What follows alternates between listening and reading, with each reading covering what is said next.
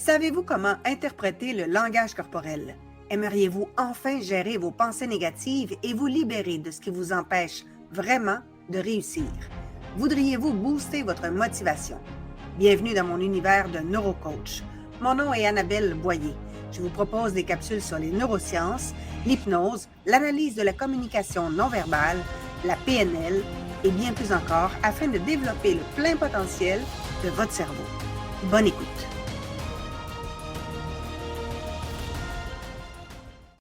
C'est la dernière chronique des secrets du cerveau humain pour 2024 avec Annabelle Boyer que l'on retrouve à l'instant. Bonjour Annabelle. Bonjour, comment ça va? Ça va très bien. J'expérimente la fatigue en cette fin d'année. Vivement quelques jours de vacances parce que je vais en profiter pour me reposer un peu et revenir en force en janvier. Je serai intermittent durant le temps des fêtes parce que je vais quand même gâter les auditeurs d'une belle programmation. Puis, les gens en profiteront également pour faire du rattrapage. Si jamais ils ont manqué une chronique, eh ben, c'est disponible dans la section podcast de notre site unicité.ca et il y a aussi sur notre chaîne YouTube où on peut nous voir parce que des fois, tu nous fais des petites démonstrations visuelles. Donc, ça a beaucoup de succès sur notre chaîne YouTube. Si vous n'êtes pas abonné, allez vous abonner à la chaîne YouTube de Radio Unicité parce qu'il y a plein de contenus intéressants dont vous pourrez vous délecter pendant le temps des fêtes. Des vacances de prévues pour toi, Annabelle? Un peu de vacances durant les fêtes et un peu de vacances en janvier aussi. C'est bien mérité, hein, pour toi aussi. Tu travailles très, très fort. Moi, je pense qu'on a une chronique assez intéressante pour terminer notre année et c'est de reformater le cerveau avec l'hypnose. Alors, on pourrait commencer 2025 à zéro? On pourrait recommencer totalement à zéro parce que l'hypnose, c'est quelque chose d'extrêmement puissant. Et ce que les gens ne savent pas, c'est qu'en fait, ils font déjà de l'auto-hypnose à toutes les 90 minutes. Naturellement, le cerveau se reprogramme? En fait, c'est qu'à tous les 90 minutes, le cerveau a besoin de tomber en auto-hypnose pour revenir en lui, se restructurer un peu. Mais on peut aussi faire de l'auto-hypnose négative. Je te donne des exemples. Quand tu conduis et qu'à un moment donné, tu te rends compte que tu es rendu beaucoup plus loin que ce que tu pensais, tu es tombé en auto-hypnose.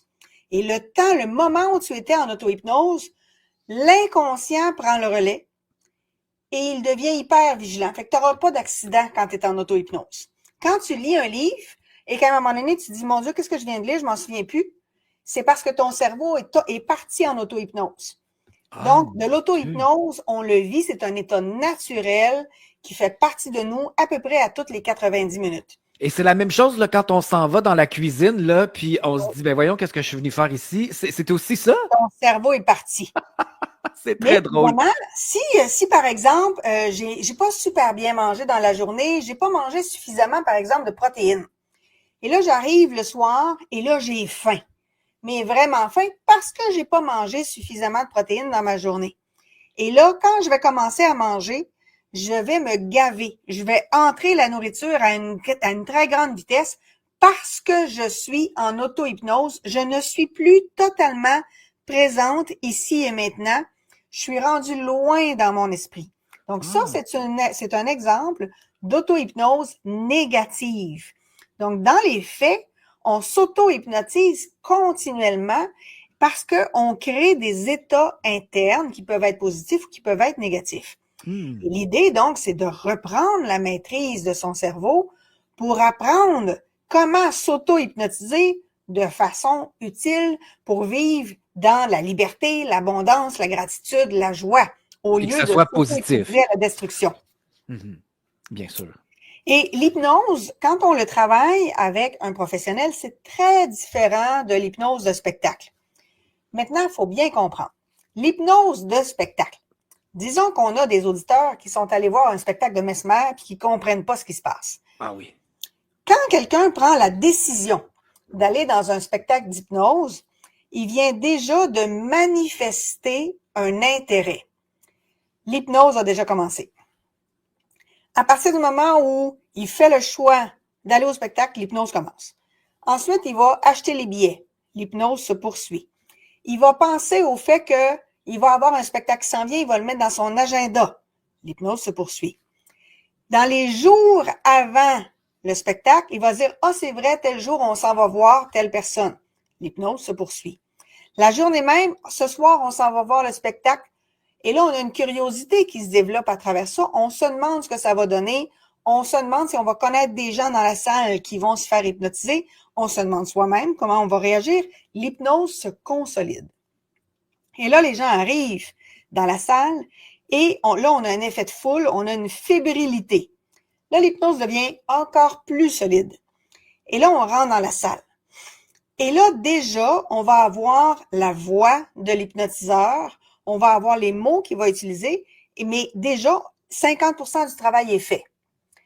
Puis évidemment, un bon expert en hypnose de spectacle, il va vous parler et il va utiliser ce qu'on appelle de l'hypnose conversationnelle. Donc, il va faire des phrases qui n'ont pas vraiment de fin et il va utiliser des mots de liaison pour que le cerveau accepte les phrases. Par exemple, et plus vous vous sentez confortable sur votre chaise, et plus il est possible que vous vous détendiez. Et évidemment, plus on se détend, plus l'esprit s'apaise, et plus l'esprit s'apaise, plus on trouve ça agréable comme spectacle. Fait que je viens de te faire une phrase très, très, très longue, mais je t'ai mis plusieurs éléments. Et je pourrais te dire, ben, il est possible que tu te détendes de plus en plus, puis plus tu vas te détendre, évidemment, plus la respiration va s'apaiser, puis plus la respiration va s'apaiser, plus le corps va se détendre. Et plus le corps va se détendre, plus tu vas accepter mes suggestions de façon agréable, et plus tu vas accepter mes suggestions de façon agréable, plus le corps va relaxer, plus le corps va relaxer, plus tu vas te sentir bien. J'ai entouré le fait que tu vas accepter mes suggestions de façon agréable de 2 affirmations avant, 2 affirmations après. Le cerveau, souvent, accepte les affirmations avant. Quand il arrive à une affirmation qui ne sait pas trop, il ne sait pas comment réagir, mais moi, j'enchaîne tout de suite avec d'autres affirmations qui sont agréables. Et ça, c'est une forme d'hypnose conversationnelle. Et ça, évidemment, l'hypnotiseur va l'utiliser. Et il va vous faire faire des exercices de suggestibilité. Celui qui est le plus connu, c'est les 2 doigts. C'est les 2 doigts qui sont un face à l'autre, les 2 index, levés vers le plafond, les mains bien serrées. Oui. Et là, il va suggérer des phrases en vous disant que plus vous vous concentrez sur l'espace entre les 2 doigts, plus vous avez l'impression que les 2 doigts sont attirés comme 2 aimants, de plus en plus attirés. Et plus vous essayez de décoller vos doigts, plus les doigts sont attirés, immanquablement attirés. Et plus les doigts sont attirés, plus vous vous sentez bien, plus vous vous sentez bien, plus les doigts sont attirés. Et on continue comme ça. Et évidemment, il va identifier dans la salle les gens qui réagissent fortement et rapidement. À cet exercice-là. À cet exercice-là. OK. Et souvent, il va en faire un 2e et un 3e. Et là, il va identifier dans la salle une dizaine de personnes hyper suggestibles. Parce que ce qui fait que l'on est suggestible à l'hypnose, ce n'est pas du tout une question de faiblesse. C'est l'inverse, en fait. On est beaucoup plus suggestible à l'hypnose. Quand on a un bon imaginaire. Si je te dis d'imaginer que tu descends un escalier dans lequel tu te sens en sécurité, un escalier qui est inspirant et que je t'invite à te concentrer sur les marches, à entendre le craquement des marches, à sentir l'odeur de l'escalier. À un moment donné, le cerveau, il commence à imaginer cet escalier-là. Et plus on a une capacité d'imagination, plus c'est facile d'entrer en hypnose. Mais ça fait aussi qu'on a un plus grand pouvoir de création de sa vie parce que c'est la même compétence qu'on va utiliser pour faire de la visualisation. Donc, c'est exactement les mêmes fonctions cérébrales. La deuxième chose, c'est qu'il faut faire confiance à la personne qui est avec nous. Fait que si, par exemple, des gens viennent me voir en cabinet ou en Zoom et qui me font confiance, bien, ça va décupler les capacités qu'ils ont à entrer en hypnose, parce que c'est eux autres qui décident s'ils entrent en hypnose. Ouais. Et la troisième chose, c'est qu'il faut accepter de vivre l'expérience. Si on part avec l'idée qu'on va observer ce que ça fait, puis qu'on va regarder ce que ça fait sur les autres, on peut pas entrer en hypnose, parce qu'on s'est mis à l'extérieur de nous. On s'est mis en mode observateur. On ne vit pas intérieurement. Fait que c'est pour ça que dans un spectacle, on va avoir des gens à qui ça fait rien. Mais ça fait rien parce qu'ils n'ont pas joué le jeu. Ça fait rien parce qu'ils ne sont pas entrés dans l'exercice. Et c'est pour ça que ça n'a pas fonctionné pour eux. Parce qu'évidemment, le temps de l'hypnose, On a totalement le contrôle sur tout ce qui se passe. Ce bout-là, souvent, les gens ne le comprennent pas. Je te raconte une anecdote. J'ai une de mes collègues dans une formation qui racontait qu'elle est allée faire une formation d'hypnose dans un groupe, dans un party privé. Donc, ils sont une 20-25 ensemble et il y a un hypnotiseur de spectacle qui est présent. Et il fait l'exercice, fait que la moitié des gens dans la salle se font hypnotiser, puis l'autre moitié observe. Elle a fait partie des gens qui se font hypnotiser et c'est quelqu'un de plutôt prude. Elle a une blouse, mais boutonnée là, jusqu'au menton, là. Et lui, il lui suggère dans l'hypnose qu'elle a chaud et qu'elle déboutonne donc sa blouse. Mais après le deuxième bouton, là, le cerveau a tout de suite cliqué de ce qui était en train de se passer et automatiquement, elle s'est réveillée. Parce que notre cerveau ne nous fera jamais faire quelque chose que l'on ne veut pas. Une chance. On a totalement le loisir de sortir de cet état. Et c'est pour ça que sur scène, Mesmer, par exemple, va choisir non seulement des gens qui sont très réactifs à l'hypnose, mais il va aussi choisir des gens qui ont un certain besoin de reconnaissance et de validation. Parce que quand tu es sur scène, tu reçois aussi l'amour du public au même titre que l'hypnotiseur. Et quand tu es avec des gens qui sont pas nécessairement dans la meilleure phase de leur vie ou qui ont une plus grande difficulté à vraiment s'affirmer, qui ont de la difficulté à dire non, ils n'ont pas beaucoup de facilité dans les relations sociales, ils n'arrivent pas à déployer leur plein potentiel, mais eux, quand ils jouent le jeu vraiment, là, ils ont plus de chances d'être sélectionnés. Parce que Mesmer va chercher exactement ce profil-là. Il faut dire que ça fait un meilleur spectacle aussi. Et voilà. Exactement. Et ça fait que les gens qui étaient dans la salle, qui étaient pas trop sûrs s'ils croyaient ou non dans le pouvoir de l'hypnose, ben là, à ce moment-là, ils vont y croire 2 fois plus. Parce que là, ils vont voir que leur conjoint, leur conjointe, leurs amis tombent en hypnose et que ça se passe pour vrai à côté d'eux. Donc, ce n'est pas fin, c'est pas acté. C'est pas quelqu'un qui travaille avec l'hypnotiseur qui se fait hypnotiser, là, c'est leur ami, là. Ouais. Et ça, évidemment, ça donne un meilleur spectacle, mais ça fait aussi que les gens, quand ils arrivent en cabinet, ben, ils ont peur de ça. Mais en cabinet, évidemment, nous, on fera pas ce qu'on appelle de l'hypnose instantanée.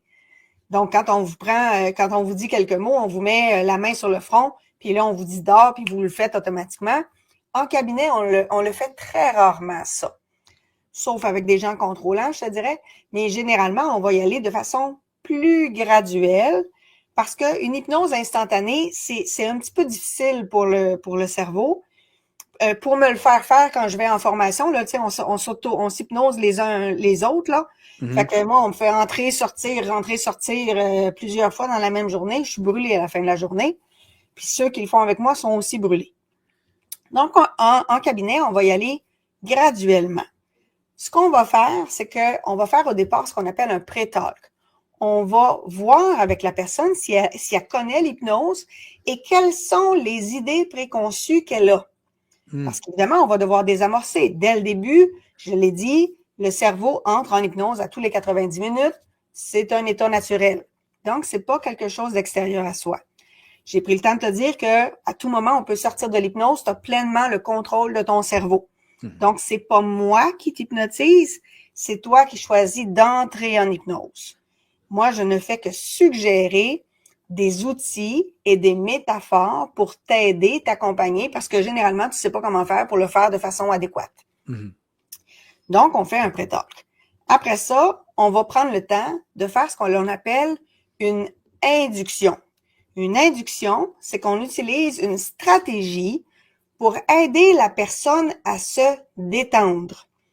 Par exemple, je peux te demander de te concentrer sur ta respiration et de te concentrer sur les sensations de ton corps, sur la perception de la chaise sur laquelle tu es assis, de la sensation de tes pieds au sol, des sons que tu entends autour de toi. Donc, j'utilise tes 5 sens, ce qu'on appellerait en PNL le VACOD. Donc, tout ce qu'il y a au niveau visuel, tout ce qu'il y a au niveau auditif, tout ce qu'il y a au niveau kinesthésique, parfois aussi au niveau des odeurs, pour simplement te ramener dans le moment présent, dans le ici, maintenant.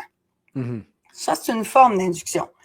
Je peux aussi utiliser, par exemple, de te demander de te remémorer un souvenir agréable, de te remémorer ce que tu voyais, de te remémorer ce que tu entendais, de te remémorer ce que tu ressentais, de te remémorer l'émotion.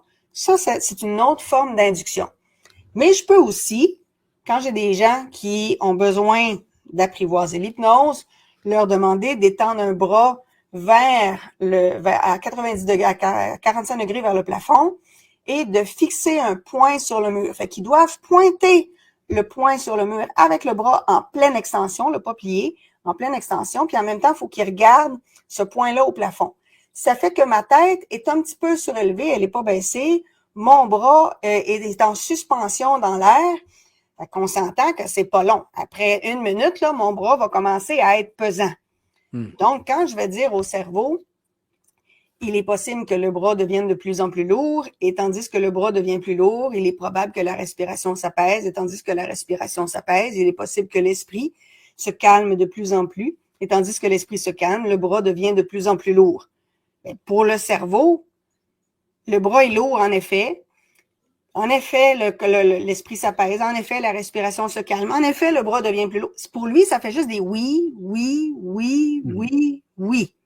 Fait qu'à un moment donné, quand il va être saturé, il sera plus capable de supporter le bras, la lourdeur du bras, puis je vais lui donner l'autorisation en plus de fermer les yeux parce qu'il fixait un point depuis tantôt, puis là, les paupières commencent à chauffer.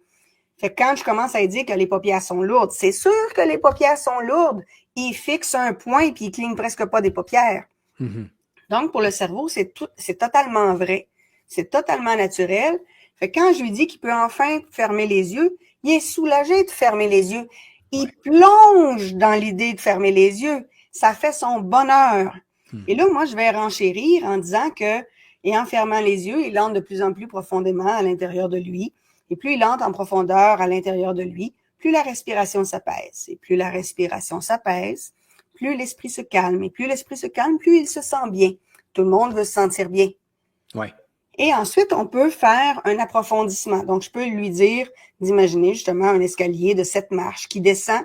Et à chacune des marches, je vais lui demander d'entrer plus en profondeur à l'intérieur de lui.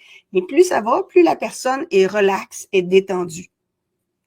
Et ensuite, il va y avoir vraiment une utilisation de l'état hypnotique où là, on va souvent, pas toujours, mais souvent, utiliser des métaphores. Parce que là, c'est très particulier. Moi, les premières fois que quelqu'un a essayé de m'hypnotiser, ça marchait pas du tout.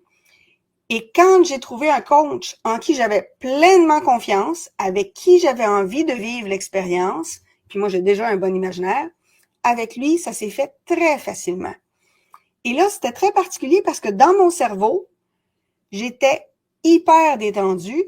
Alors, pour moi qui ai un cerveau hyper actif avec des milliers de pensées continuellement, là, tout d'un coup, ouf, le flot de pensées s'est arrêté. Là, au lieu d'avoir des tonnes, mais des tonnes de pensées, puis de pas être capable de les dire, de pas être capable de parler assez vite pour toutes les dire, là, j'avais une petite pensée une fois de temps en temps. Et ça fait que tu es dans un état de bien-être, là. Ça fait tellement de bien. Fait que tu sais que tu pourrais ouvrir les yeux. Tu sais que tu pourrais sortir de l'état.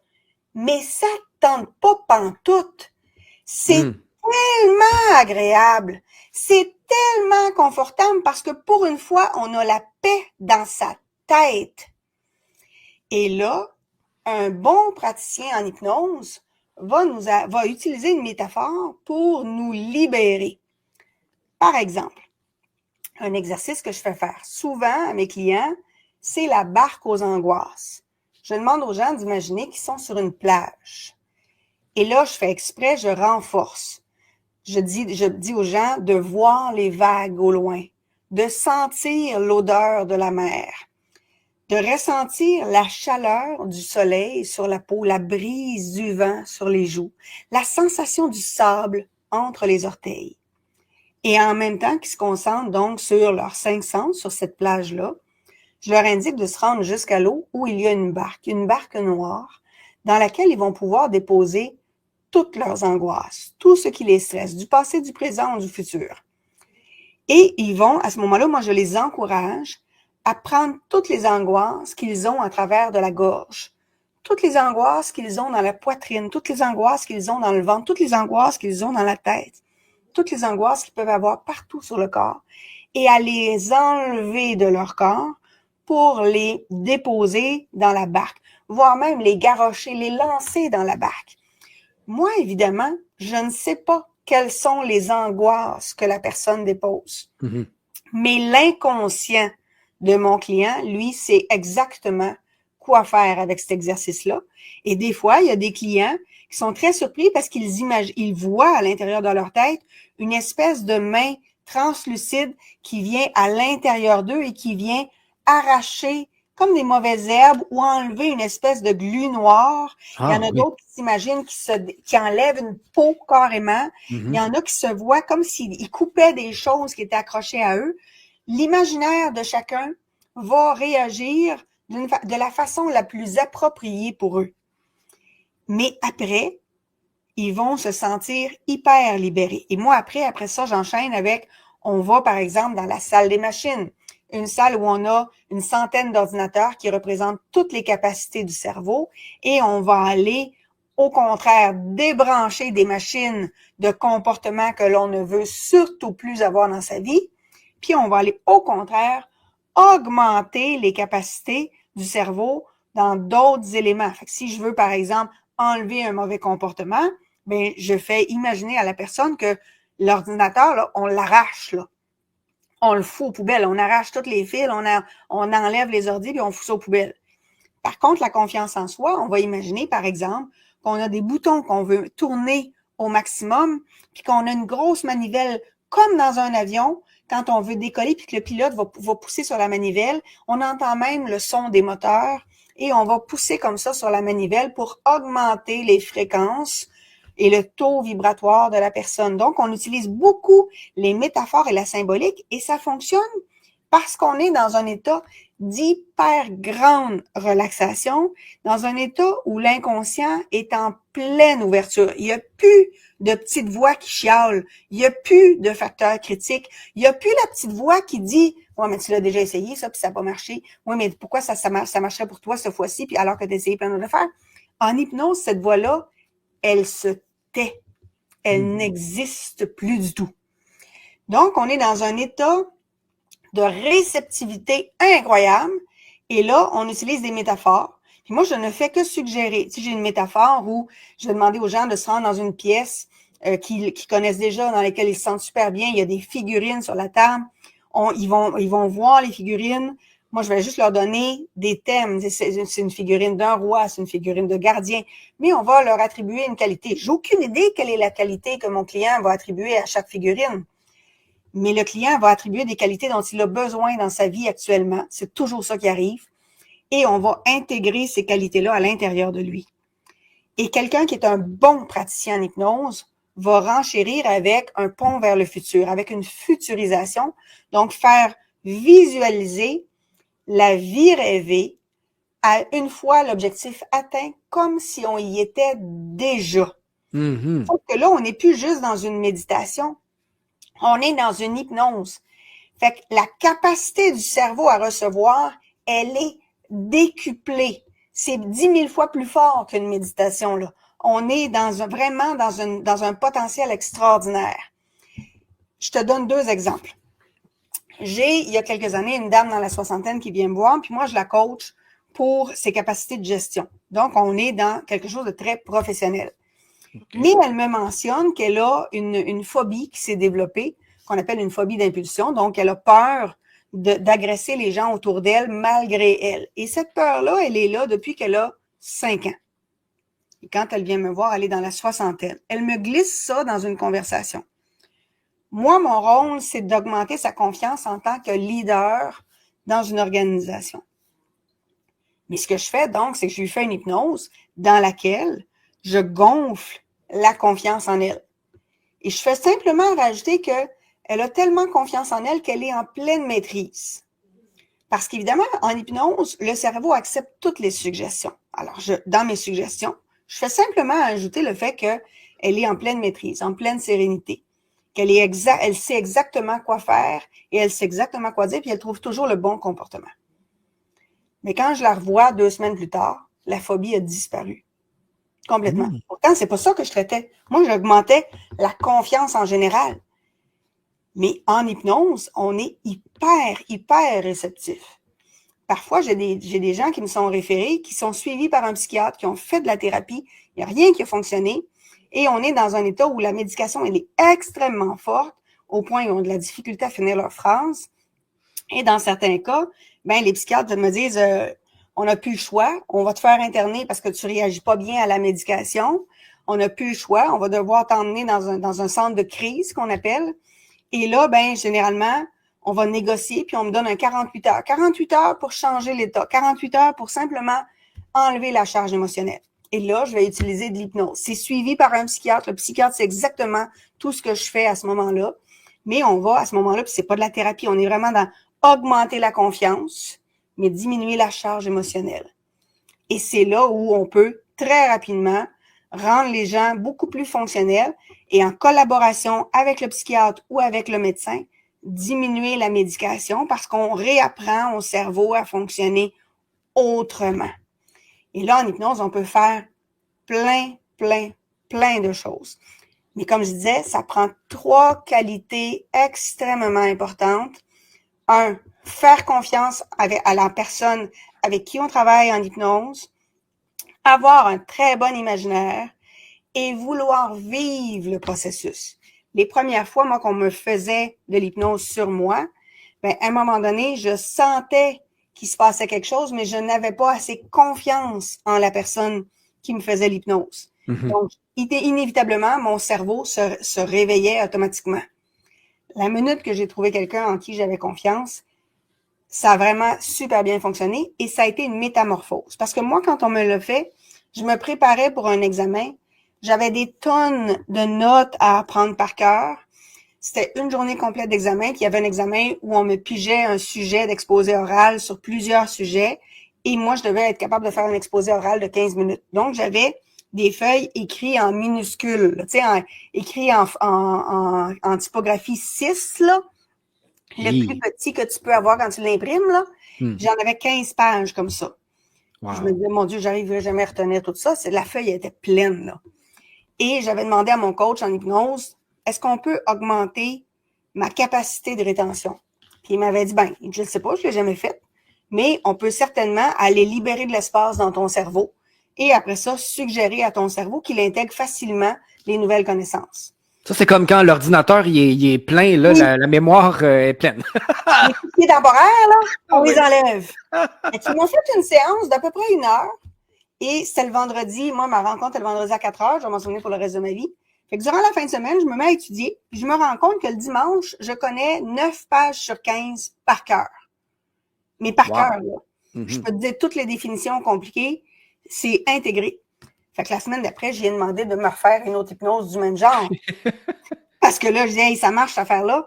Et il m'a simplement fait une autre hypnose en libérant de l'espace encore une fois.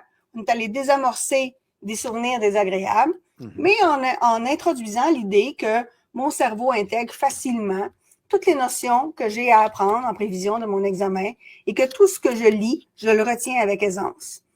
Mais au bout de la 2e semaine, je savais mes 15 pages par cœur. Puis mon conjoint me testait, là, il prenait mes feuilles, il posait des questions toutes mêlées dans toutes les feuilles, puis je le savais par cœur. Wow! Fait que j'ai compris qu'en hypnose, on pouvait vraiment décupler la capacité du cerveau. Fallait juste trouver l'angle, fallait juste trouver la façon de faire. Et là, comme je savais qu'est-ce qui s'était passé en moi, je savais comment le reproduire sur quelqu'un d'autre, je savais même comment l'améliorer. Et ce qui est extraordinaire, c'est que 15 minutes d'hypnose, c'est aussi bénéfique que 3 heures de sommeil profond. C'est puissant! C'est extrêmement puissant. Fait que souvent, les gens me disent, comment tu fais pour tout apprendre? Moi, les 5 dernières années, j'ai fait 87 formations différentes. Mais j'ai été capable de le faire parce que justement, j'utilise l'hypnose.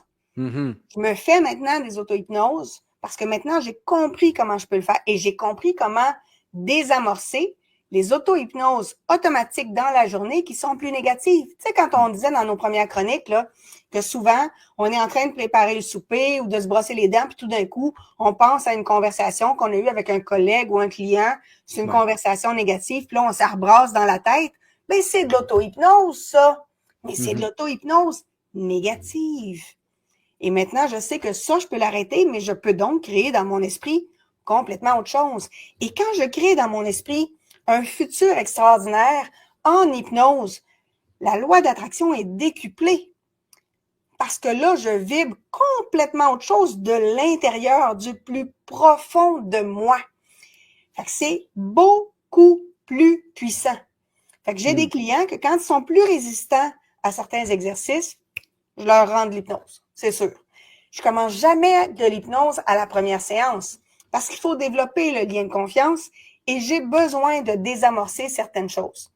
Oui, d'où l'importance de bien choisir notre coach, notre thérapeute. Exact. Puis je te disais avant qu'on commence, avant qu'on enregistre, que j'avais une cliente qui avait déjà fait 12 séances avec un autre praticien en hypnose, puis ça n'avait jamais marché, alors qu'avec moi, ça a pris un gros 30 secondes. Mais ça a pris les 30 secondes parce que après avoir fait une école d'hypnose, j'en ai fait une autre, puis j'en ai fait une autre, puis parce qu'il y a plusieurs sortes d'hypnose. Dans le vocabulaire, on va entendre l'hypnose classique, l'hypnose ericksonienne, l'hypnose hellmanienne, l'hypnose de spectacle, l'hypnose conversationnelle. Il y a donc différents types.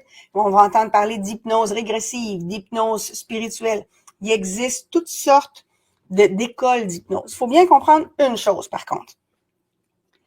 En hypnose, quand on regarde des téléséries, là, ils vont nous dire qu'avec l'hypnose, ils vont aller chercher un souvenir enfoui dans la tête d'un témoin d'un acte criminel. C'est pas vrai du tout. Ah. En hypnose, là, on va pas chercher une information. En hypnose, on crée une information. En hypnose, le cerveau, lui, il se souvient pas de tous les éléments, mais il sait qu'il faut qu'il rende, il faut qu'il donne une information, fait qu'il va inventer les éléments qui manquent. Donc, c'est pour ça qu'à la cour, on peut pas accepter quelqu'un qui a été sous hypnose parce qu'on le sait que ça va modifier le souvenir. Dans les années 80, il y a une cliente aux États-Unis qui est avec son thérapeute qui est aussi un hypnotiseur. Et sous hypnose, lui, il fait une hypnose qu'il appelle une hypnose régressive. Et la dame qui s'appelle Michelle, elle va lui dire que quand elle avait 4 ans, elle a été agressée sexuellement par ses parents qui feraient partie d'une secte sataniste. Et là, elle va écrire un livre d'ailleurs, Michelle Remembers, et elle va accuser ses parents d'être membres d'une secte sataniste. Là, son père, là, les parents, évidemment, ils ont rien fait, mais les parents comprennent pas ce qui est en train d'arriver à leur fille. Et le père se dit, mon Dieu, j'ai-tu été hypnotisé moi-même, puis j'ai occulté quelque chose que j'ai fait. Les parents savent pas quoi faire. Ils aiment leur fille, mais ils comprennent pas pourquoi elle les accuse comme ça. Et suite à la publication du livre, ben, il y a d'autres gens en hypnose qui vont se mettre à dire eux autres aussi, « Ah, moi aussi, mes parents m'ont abusé. Ah, moi aussi, j'étais dans une secte satanique. Ah, moi aussi, moi aussi, moi aussi. » À un point tel où il y a des gens qui vont aller en procès puis qui vont être emprisonnés sur la foi du témoignage obtenu sous hypnose. Jusqu'à ce qu'il y ait des psys qui lèvent la main puis des chercheurs qui lèvent la main qui disent, « Wow, minute, là. En hypnose, là, on modifie les souvenirs. On ne peut pas aller chercher un souvenir, on le modifie. » Donc, ce qui est dit en hypnose, c'est une création de notre cerveau. C'est pour ça qu'en hypnose, on peut créer notre futur. C'est à ça que ça sert, l'hypnose. Ça sert à intégrer dans notre inconscient la vie rêvée que l'on veut. Dans les années 80, c'est ce qui a donné lieu à ce qu'on a appelé la peur sataniste, où il y a plein de gens qui pensaient qu'il y avait des satanistes partout. Et cette peur-là, elle revient assez régulièrement depuis ce temps-là. Mais il faut bien comprendre que l'hypnose, ça ne sert pas à aller chercher un souvenir enfoui, ça sert au contraire à créer une nouvelle réalité. Ça va créer ce que l'on appelle un souvenir du futur. On peut donc complètement changer le mindset face à un objectif, face à un rêve, face à un défi, et on peut à ce moment-là permettre au cerveau d'enlever les blocages pour vraiment atteindre la vie rêvée. Voilà à quoi ça sert l'hypnose. Merci d'avoir tout démystifié ça parce que, en effet, il y a plusieurs personnes qui en ont peur parce Ouais, qu'ils pensent que tu vas leur faire la poule. c'est ça.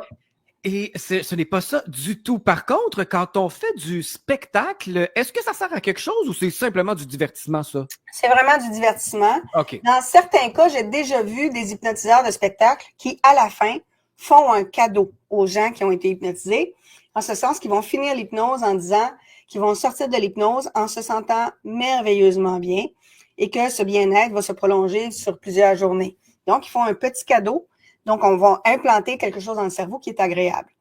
En Alors, hypnose, en cabinet, mais évidemment, toute la séance est agréable. et bon, là, j'ai deux questions parce que ce que tu viens de dire a suscité quelque chose. Donc, mettons là, que moi, je suis un peu gêné, Oui, mais je suis réceptif là, au spectacle, puis on me fait monter sur la scène. Est-ce que ça peut m'avoir dégêné, ça? C'est-à-dire que oui, cette expérience que j'ai... Ah oui, oui. ça peut avoir cet effet-là, puis durable? C'est durable. Puis évidemment, là, l'idée, c'est que si on fait juste une séance d'hypnose, il faut s'assurer qu'il n'y a pas quelque chose dans l'entourage, dans les comportements qui pourrait faire revenir l'ancien comportement. Parce que l'ancien comportement, il s'est mis en place graduellement, généralement. Oui, Donc, c'est pour ça que généralement, l'hypnose fait partie d'un processus d'accompagnement pour OK. libérer la personne de différentes blessures, de différentes croyances, de différentes identités saboteuses. Et l'autre question, puis je pense que tu étais en train d'y répondre, c'est que si je te consulte et que je veux régler un problème avec le suivi, ça va être durable aussi. Je vais complètement avoir changé. En fait, comme tu as nommé cette chronique-là, reformater le cerveau. Donc, ce qui était problématique n'existera plus. Ça n'existera plus et évidemment, il faut s'assurer de changer l'habitude comportementale. C'est Parce sûr. qu'évidemment, si par exemple, on travaille sur justement la gêne, le manque de confiance, ben, il va peut-être falloir que j'aille augmenter la dose de courage. Il va peut-être falloir que j'aille augmenter la dose d'audace. Il va peut-être falloir que j'aille voir aussi si j'ai pas une croyance limitante en arrière de tout ça. Donc, c'est pas juste de dire être capable, par exemple, de prendre la parole, c'est d'aller travailler la croyance limitante qui est en arrière. Puis, il faut peut-être que j'aille désamorcer une phrase que papa ou maman m'a dit ou quelqu'un à l'école m'a dit. Tu sais, par exemple, un professeur qui t'aurait dit au primaire, toi, tu réussiras jamais dans tel domaine, c'est pas ta tasse de thé. Mais cette phrase-là, il faut peut-être aller la désamorcer dans le cerveau. Donc, moi, je ne fais pas de thérapie, mais je vais aller désamorcer la phrase, enlever la charge émotionnelle, par exemple, avec du tapping, pour ensuite aller en hypnose, consolider la confiance en soi. Hmm. Et finalement, est-ce que c'est vrai ça que pour arrêter de fumer, l'hypnose c'est bon ou pour la peur des avions? Oui, c'est drôle parce que je faisais une formation il n'y a pas longtemps où on faisait justement un protocole sur une peur. Et on m'a mis avec une dame qui a peur de l'avion. Ah, Fait que dans son cas, j'ai suivi le protocole que je devais suivre. Mais à un moment donné, le langage que l'on utilise en hypnose est apparu assez rapidement et je lui ai fait faire une bonne futurisation à la fin de l'exercice pour être sûr que la prochaine fois qu'elle allait prendre l'avion, parce qu'elle reprenait l'avion 3 semaines plus tard, que la prochaine fois qu'elle allait prendre l'avion, qu'elle se sente vraiment bien. Parce que là, j'avais un échéancier, puis il fallait que ça fonctionne. Puis c'est une fille que j'avais dans une formation avec moi, donc c'était la seule fois où j'allais être avec elle. hmm. Je me suis arrangée pour, oui, suivre le protocole qu'on m'a donné, mais rajouter un peu d'hypnose pour lui donner encore plus de puissance. Merveilleux ça.